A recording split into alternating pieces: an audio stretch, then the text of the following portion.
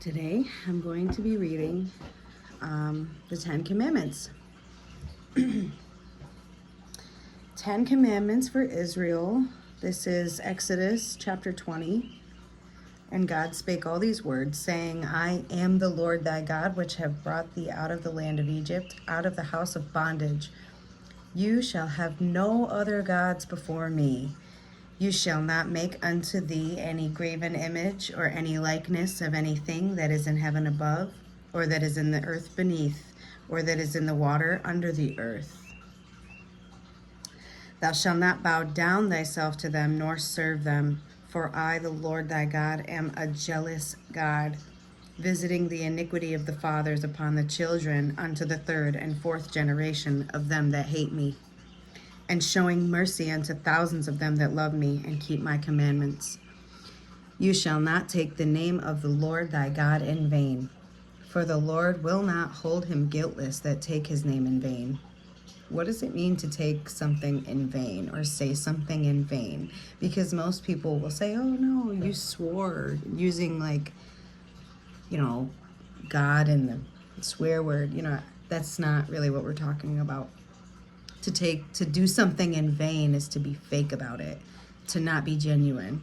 So to take the Lord's name in vain would be the same as saying, I go to church and I believe in God and Jesus this and Jesus that and Santa Claus and the Easter Bunny, and not actually celebrating the feasts that are the Lord's feasts, the feasts that Jesus celebrated. What would Jesus do? Did Jesus celebrate Christmas?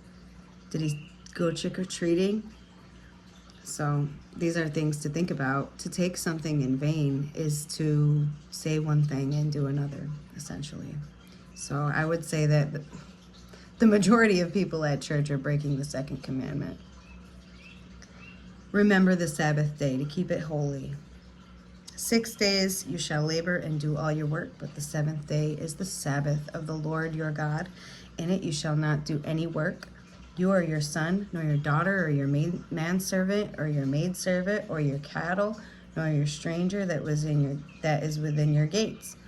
For in 6 days the Lord made heaven and earth, the sea, and all that in them is, and rested on the seventh day. Wherefore the Lord blessed the Sabbath day and hallowed it.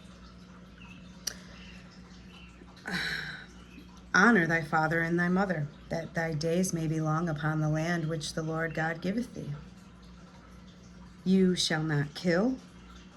You shall not commit adultery. You shall not steal. You shall not bear false witness against your neighbor. Don't lie about people. You shall not covet thy neighbor's house. You shall not covet thy neighbor's wife, nor his manservant, nor his maidservant, nor his ox, nor his ass, nor anything that is thy neighbor's. You're not supposed to look at things and want them for yourself just because someone else has them. It's one thing to admire someone. It's another thing to be envious or covetous and think that it's justified to have the same things for yourself. And all the people saw the thunderings and the lightnings and the noise of the trumpet and the mountains smoking. And when the people saw it, they removed and stood afar off. And they said unto Moses, Speak thou with us, and we will hear, but let not God speak with us, lest we die. So you see, this whole time, the voice of the Lord has been emanating from the cloud of smoke above the mountain. God was actually speaking to them. And they were so afraid, they thought they were going to die. So they asked Moses, You speak with us, but please, don't let God speak with us. But let not God speak with us, lest we die. And Moses said unto the people, Fear not, for God is come to prove you, that his fear might be before your faces, that ye sin not.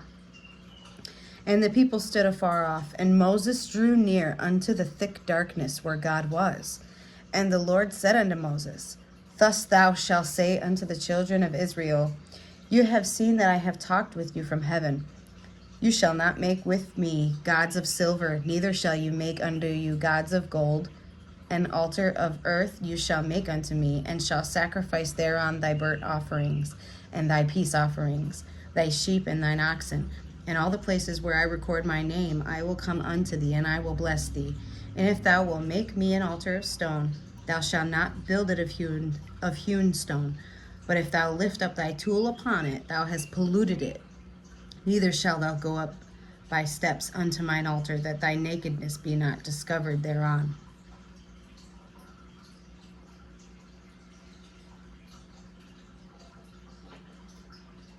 So, that was really quick.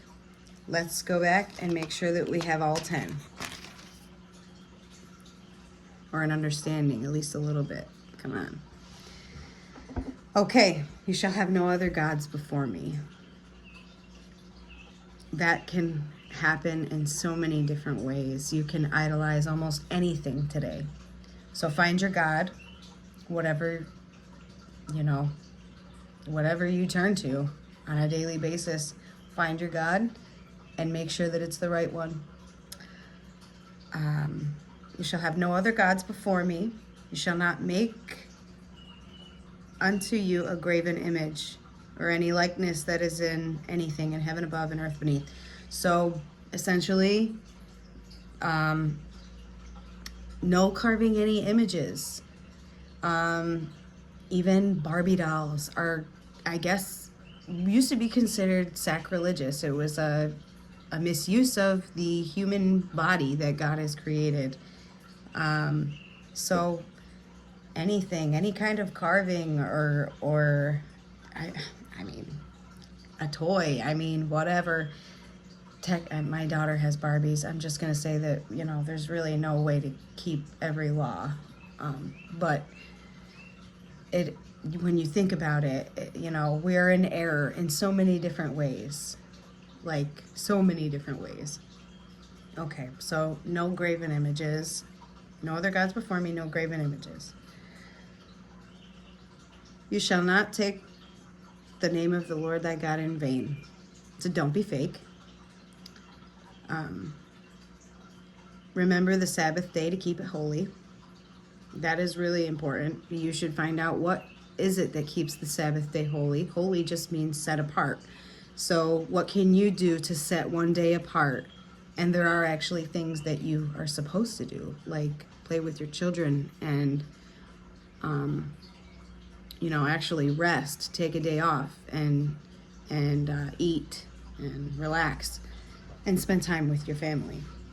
Okay, so remember the Sabbath day to keep it holy. Honor your father and your mother. This is really, really hard for a lot of people, including myself. You have to do the best that you can. Your parents can have your parents have the choice to like you or not. They have a preference too. And if they don't like you, then there's probably not much you can do about that. So, the best that you can do the best that you can do. You can treat them with the same respect and regard that you would anybody else, but also you have a responsibility to them as far as like, there's a lot of people that don't talk to their parents, and, you don't want to think about it someday, but when that parent dies, they go and find the eldest child or the one child that they can find, because you have to make decisions about your parents after they die. So there's a lot of people that want to run away from that responsibility, but I urge you to think about what could happen to your children. Would you want to disobey or dishonor your parents, and your kids grow up and they hate you when they're adults? I want to do whatever I can do to ensure that I'm not going to be sorry later, basically. So, even if my parents and I don't get along, I'm not going to disrespect them in any way, and I'm still going to take responsibility as their child. So that's, to each his own, and hopefully you don't have too many issues with that. So, honor your father and your mother. You shall not kill. Now, this is another one that goes deeper than what you think. To kill someone, you can actually keep reading through the scriptures, and Jesus will even say that if you hate somebody in your heart, then it's the same as killing them. If you spread a rumor about somebody that destroys their reputation, it's the same as killing them. I mean, if you tell a lie about someone and you ruin their reputation to someone else and kill that person in that person's eyes, it's a sin. It's breaking one of the 10 commandments. It's the same as murder. You shall not commit adultery.